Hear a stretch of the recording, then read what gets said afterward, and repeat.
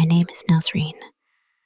I was born in Badakhshan, a land of mountains and rivers. My life was quiet, but my heart was not. From a young age, I learned that dreams are dangerous, especially for girls. Yet, I had one dream that gave me strength: love.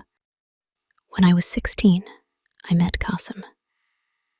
He was tall, with gentle eyes.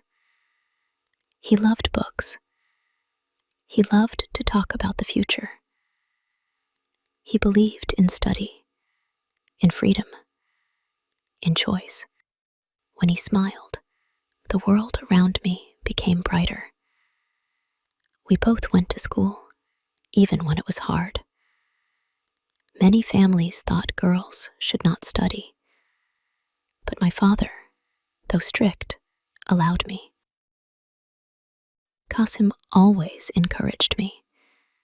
He said, "Nasreen, knowledge is power. One day, with knowledge, we can build a new life." Slowly, our friendship grew into something deeper. At first, I was shy. But one evening, under the old apricot tree near the river, he looked into my eyes and whispered, "One day, when we finish our studies, will you marry me?"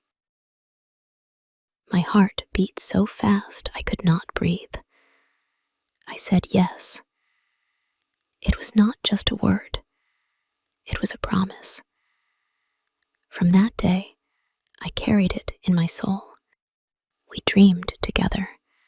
We planned together. He would study law. I would study teaching. After graduation, we would marry. We would live in a small house, maybe with a garden, where music and laughter would never stop. But dreams do not always survive reality. One night, my parents called me. Their faces were hard. My mother's eyes were red. My father's voice was cold. He said, "Nasreen, we have decided. You will marry the son of Haji Karim. The wedding will be soon." I froze. My blood turned to ice. I whispered, "But I gave my word. I promised Qasim." My father's face grew darker. A girl's promise means nothing. You will do as we say. It is for the honor of our family. I cried, begged, pleaded. My mother looked away. My brothers stood like stone. No one heard my heart. When Qasim learned the news, he came to see me. We met in secret near the river. His face was pale. His eyes were full of storm. I told him everything. My voice broke. "I cannot disobey them. They will kill me." He was silent for a long time. Then he said softly, "But what about our promise? You said yes, Nasreen." Tears filled my eyes. I still say yes. In my heart, I belong to you, but I cannot fight them. He looked at the river, flowing dark under the moonlight. Then he whispered, "If I lose you, I lose everything." I held his hands tight. "No, don't say that. We will find a way. Time will change things. Please, wait." But his eyes told me he was already far away. That night, I could not sleep. I prayed. I hoped. But the next morning, the village was full of whispers. They said Qasim had thrown himself into the river. They said he disappeared in the water, like a shadow. I ran to the riverbank. People were gathered. I shouted his name, but only the river answered. My heart broke into pieces. 3 days later, his body was found. They laid him in white cloth. His face was calm, as if he was sleeping. I touched his hand one last time. It was cold, but it still felt like home.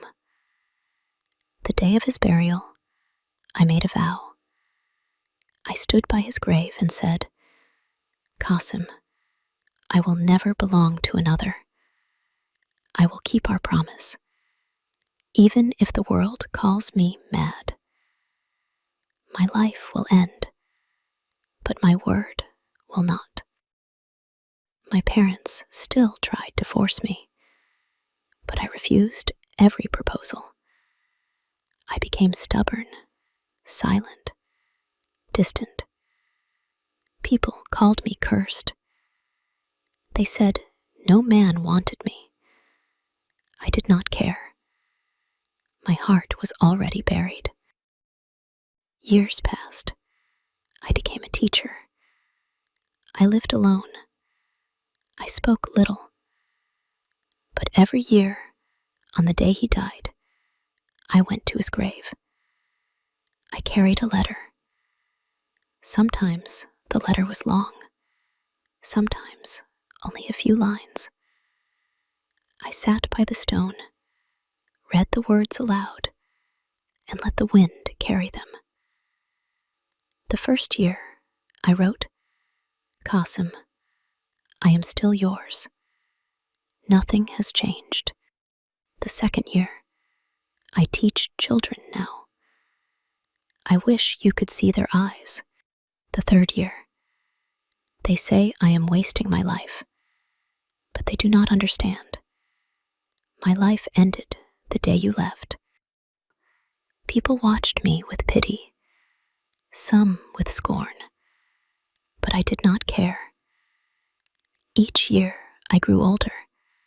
My hair turned gray. My face gained lines. Yet my promise stayed young. Now I am no longer the girl I was. I am a woman marked by loss. But every year I still walk to that grave. I still carry a letter. And every time, before I leave, I whisper, "My promise remains. My word has not broken.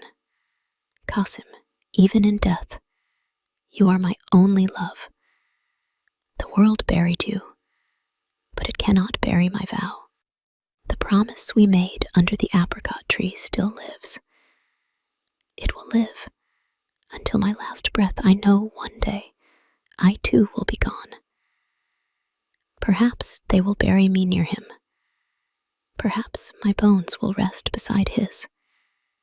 And maybe, in that silence, our souls will meet again. Until then, I keep living. I keep teaching. I keep waiting. And I keep the promise alive, year after year, beside the grave where love was lost, and yet love still lives.